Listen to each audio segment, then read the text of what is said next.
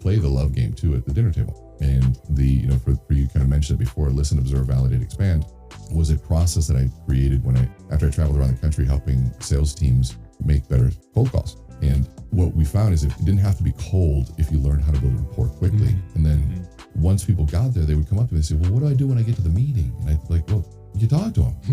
Well, how? And I'm like, oh my goodness, we've lost the art of conversation. Right. And so we'd ask a question where I'd say, so where are you from? There's a first question. They'd have to listen, observe body language for what's passionate, what's not, and then validate. Say, oh, that's interesting. Maybe some sort of feedback. I was like, well, I've never heard of that place. And then, validation is very simple. It's one way of saying what you said had an impact on me. Mm-hmm.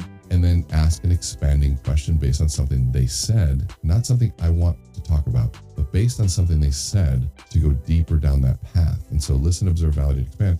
I'd ask a question and they would have to go around the table and to stay on that one track. And they would just learn to really be good listeners.